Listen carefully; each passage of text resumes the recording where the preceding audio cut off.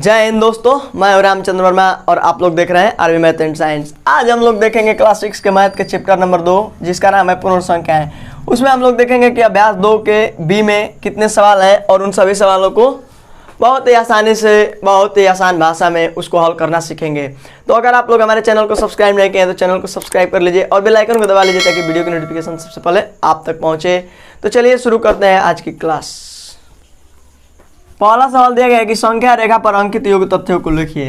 हमारे पास एक संख्या रेखा दी गई है, इस पे कुछ अंकों को अंकित किया गया है। जैसे मान लीजिए कोई छोटा सा बालक है जो 0 से चलना प्रारंभ करता है और इस तरह से होते हुए वह 9 तक आता है। ठीक, यहाँ 0 से 9 तक आते आते देखिए पहले 0 से चलना प्रारंभ किया है, फिर 4 पे आके क्या किया है, रुक गया है, फिर 4 से चलना प्रारंभ किया है और 9 पे आके रुक गया है। टोटल वहाँ चला है 0 से 9 तक। इसी को हम लोगों को योग्य तथ्यों के रूप में लिखना है। तो जैसे देखिए यहाँ से यहाँ तक कितना है, 4 है, और फिर यहाँ से यहाँ तक गिनिए इसको 1 2 3 4 5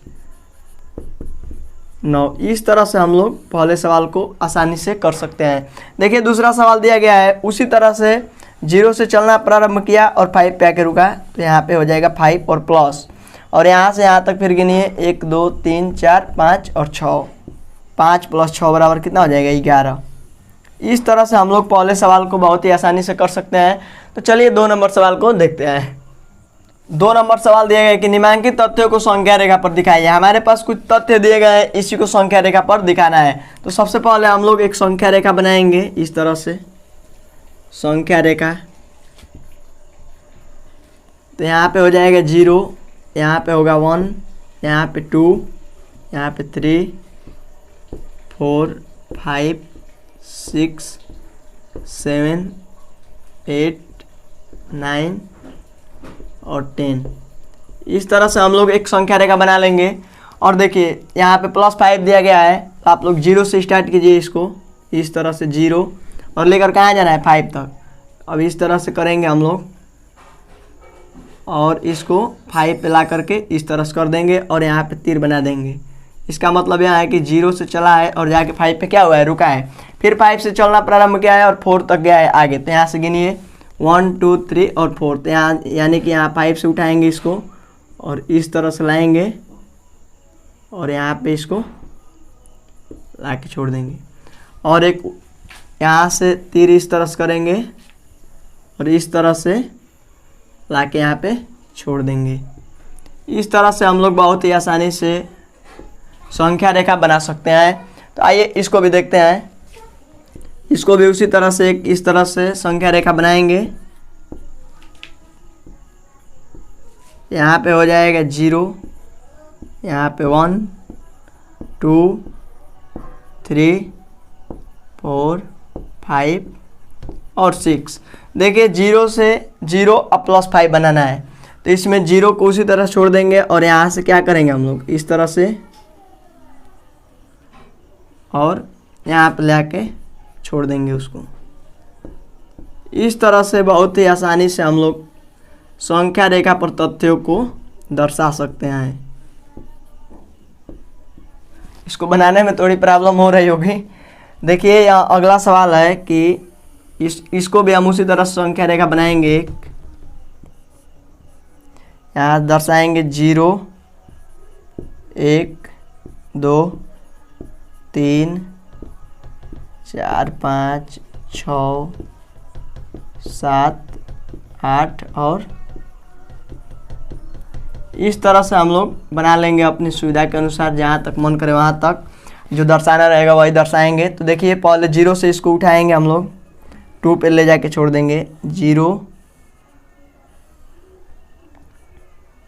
इस तरह से हो गया। फिर यहाँ से उठाएंगे और 3 कदम चलेंगे, यानी कि 1 2 3 और 5 पे आके क्या करेंगे, रुक जाएंगे इस तरह से। और फिर हम लोग 5 से और 4 कदम, 1 2 3 4, यहाँ से इस तरह से और एक फिर यहाँ से इस तरह से लाएंगे। टोटल वहाँ जितना चला रहेगा उतना ला के यहाँ पे फिर छोड़ देंगे। इस तरह से हम लोग बहुत ही आसानी से इसको हल कर सकते हैं। तो चलिए देखते हैं कि अगला सवाल क्या दिया गया है। 3 नंबर सवाल दिया गया है कि निम्नलिखित कथनों में रिक्त स्थानों की पूर्ति कीजिए। यहाँ कुछ कथन है, इसमें जो ये रिक्त स्थान दिया गया है इसी को हम लोग क्या करना है, इसकी पूर्ति करना है, यानी कि उसको भरना है। देखिए पहला दिया गया है कि 345 प्लस 789 बराबर कितना हो गया। देखिए इधर 345 है, तो आप इसमें इसको जोड़िए चाहे इसको इसमें जोड़िए, बात वही है। तो यहाँ पे क्या हो जाएगा 789। इस तरह से हम लोग आसानी से इसको भर सकते हैं। देखिए 2 नंबर दिया गया है इतना प्लस इतना बराबर कितना होगा। तो देखिए किसी भी संख्या में आप 0 को जोड़ेंगे तो वही संख्या प्राप्त होगी, इसको हम लोग इसमें क्या करेंगे, भर देंगे। इस तरह से 2 नंबर भी सवाल बहुत ही आसानी से हो गया है। देखिए 3 नंबर सवाल दिया गया है कि इतना प्लस इतना बराबर इतना। देखिए इसमें इसको और इसको जोड़ के इसको जोड़ा है, ठीक, और इस सवाल में इसको और इसको जोड़ा है, यानी कि इसको और इसको जोड़ दिया है। तो यहाँ पे इसको क्या करेंगे, भर देंगे।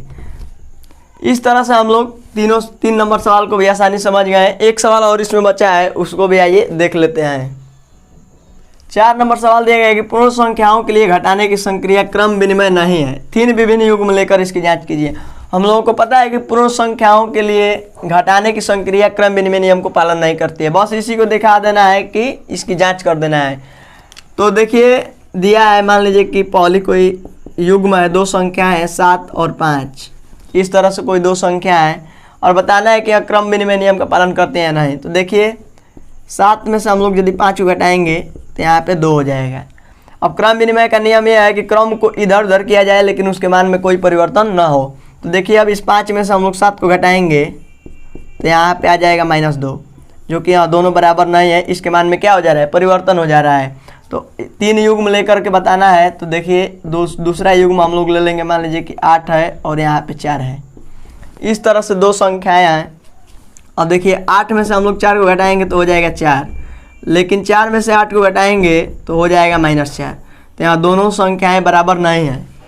अब एक और युग्म ले लेंगे हम लोग, तीसरा, मान लीजिए कि 7 है और यहाँ पे 2 है, 7 और 2 है।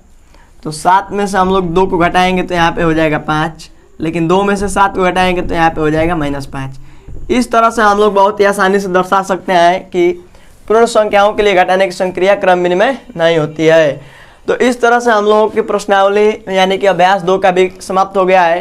तो मिलते हैं अगली क्लास में, तब तक के लिए आप स्वस्थ रहिए, मस्त रहिए। जय हिंद।